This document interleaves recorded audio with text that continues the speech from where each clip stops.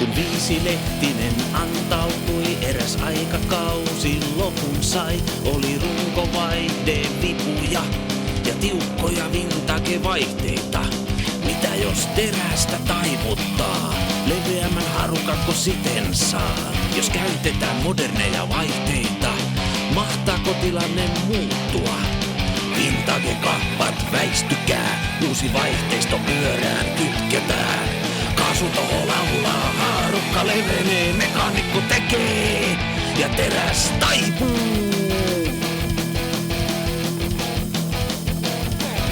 Hiikutu runko, nopea runko, teräksin runko on perinne runko. Jos tahtoisi mennä nopeampaa, pitäis vaihtaa runkon materiaa. Hieman uusia osia, sitten saadaan lisää vuosia. Kun päähän tämän ajatuksen sain, säilyy runko tuo rautainen arvokkain.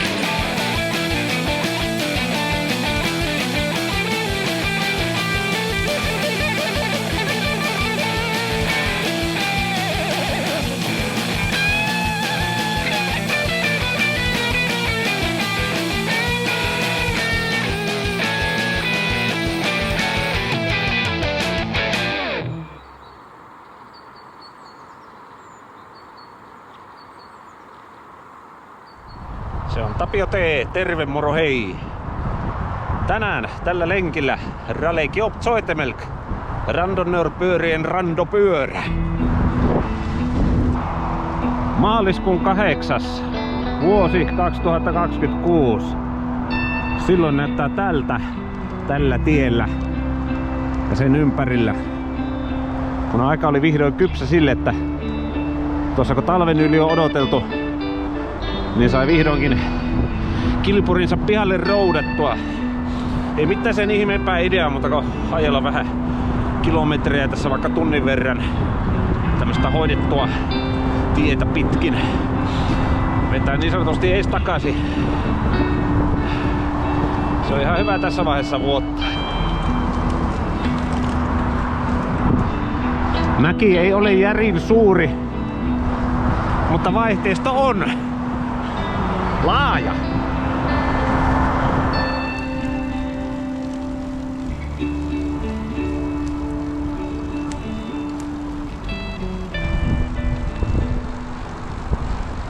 Siinä on randovarustusmallia kaudelle 26. Mähän tähän nyt innoissaan tarakan laitoon ja tosiaan ajattelin, että jos menis Ortliipin sivulaukkuilla. Mutta kun mä tämmösiä kaksi hommasin, jotenkin ihastuin tähän kysseiseen laukkuun. Se saa tuolta satulakiskojen läpi kahdella neppariremmillä laitettua kiinni. Mutta saattaa välillä aueta. Siltä varalta, nyt sitä ei ole kyllä siis kytketty, mutta tämmöisellä klipsiremmillä saa tuota satulakiskojen kautta varmistuksen tehtyä. Sinne mahtuu kevyt huoltotarpeisto, mitä nyt on repussa ollut yleensäkin mukana. Jonkinlainen juomapullo, evästä, varavaatetta muun muassa. Vettä pitää riittävästi. Taannoisella lenkillä vettä tuli. Siinä oli sanotaan semmonen ilman 100% kosteus päässyt sisälle, joka oli sitten saanut kosteaksi kaiken tarpeiston mitä siellä on, mutta jos siihen nyt heittäisi hilloämpärillisen vettä, mä luulin, että se ei sieltä vesi läpi tulisi. Randotikkuihin tuossa noijaili äsken. Oli mukava noijailla. Siellä on etulamppu nyt, tommonen kevyt malli laitettu tonne randotikun nokkaan. Vähän mä tuossa mietin, saattaisiko kaivata yläotteelta laajaa pintaa, että voisi päättää aina mistä kohti ottaa kiinni, kun tässä on nyt vähän hintsusti yläotteella tilaa molemmille käsille omilla sivuillaan. Että jos kaipaus iskee kovaksi, sitten ruuvaan tikut irti, mutta ei nyt mennä sanomaan vielä mitään, antaa niitten olla siinä. Jos tikut irrottas, mä saisin nämä tämmöiset sivupussukat, tässä on nämä aika pulleasti pakattu, mutta kun nämä ottaa tyhjäksi, ne on todella slimmit. Semmoisia kun laittaisi yhden tuohon, siihen seuraavan, käteviä pannaani tai action kamera koteloita.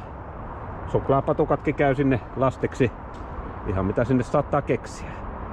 Toisaalta siinäkin on laukku. Siellä on muun muassa irtokarkkia kuskattu retkiauston breveteillä.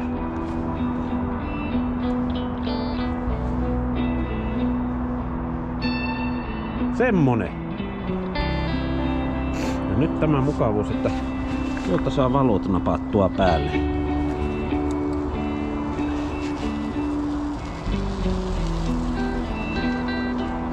Ei tarvi enää erillistä valoa välttämättä kuskata mukanansa. Jos haluaa laittaa punaisen irtovalon, niin täältä löytyy tämmöisiä pieniä koloja, mistä remmejä menee, niin sinne mä oon välillä tavannut iltalenkkeillä lampun nakata. Tuosta vielä etulyhty päälle ja matka jatkuu. Brittiläisen pyörätehtailuun helmi. Suomalaisena käsityönä jatkojalostettu nykyiseen rando-optimoituun ulkomuotoonsa. Koskaan ei varmaan pitäisi mennä sanomaan, että tämä pyörä on valaamis. Mä oon varmaan niin sanonut jo 11 vuotta sitten, kun tehtiin eka kustomointikierros. Mutta nyt lähtee 9. vuosi käyntiin pyöräilyaiheisten jutujuurten merkeissä tässä action-kamera kädessä pyörä alla. Montakohan eri ulkomuotoa sinäkin aikana ralehkin läpi on käynyt. Niitä kun muistelisi, varmaan saataisiin pitkä lista juttua aikaan. Mutta sanotaan nyt taas, pyörä tuntuu valmiilta. Saattaa herätä mieleen kysymys, onko järkeä pitää tarakkaa pyörässä, jos kuitenkin satulalaukkulinjalla jatketaan. Olen huomannut 2 tarakallisessa pyörässäni Helkamassa ja Ralehkissa, että se tarakka mukavasti tukee tuota laukkua. Se kun on pakattu siten, että paino on alhaalla, niin se lähtee niiaamaan tuota satulatolppaa vasten, mutta sitten, koska tarakka tulee vastaan, se luonnollisesti tarakkaan tukeutuu. Pyöräilijä Kampiapinalle tuossa kuvaviestiä laitoin, kun noita remmejä pyörittelin, laukkuja pyörään kiinnittelin ja tein suunnitelmia, minkälaisella setupilla tänä vuonna mennään. Kuulemma Paradise-vibat tulee mieleen tästä laukkuviritelmästä.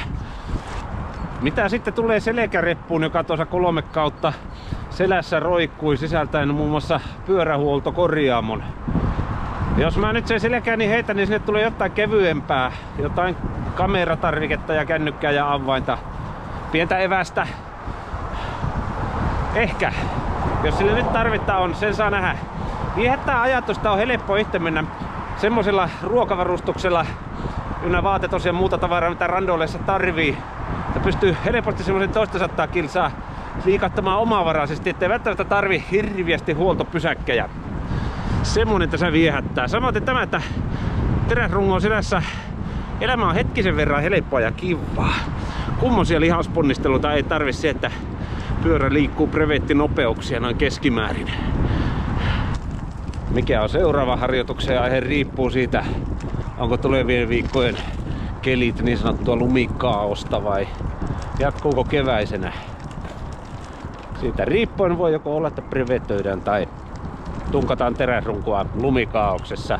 Mitä hyvänsä, niin sitä odotellessa, hyvä ystäväni, kiitän sinua tämän videon tekeleen kahtomisesta. Toivotan iloa ja rauhaa sinun päivääsi. Takkuu varmasti tavataan seuraavalla kerralla jossakin joskus pyöräilyaiheisten jutujuurten merkeissä. Kiitos kun olit mukana. Heippa!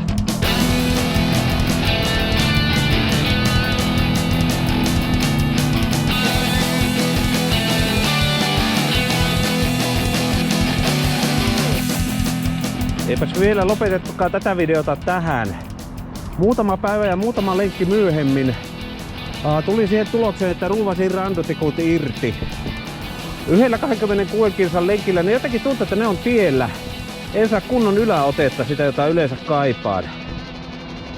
Jos haluaa leputtaa, niin alaotteellakin voi lepäillä tai sitten pitää käsiensä tähän malliin molempia tangon päällä.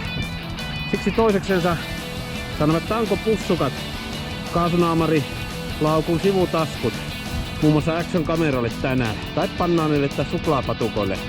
Tämmönen pieni päivitys tähän kohtaan. Ja tällä mennään. Randotikut oli hyvä kokeilu, mutta nehän voi aina laittaa takaisin, jos tuntuu siltä.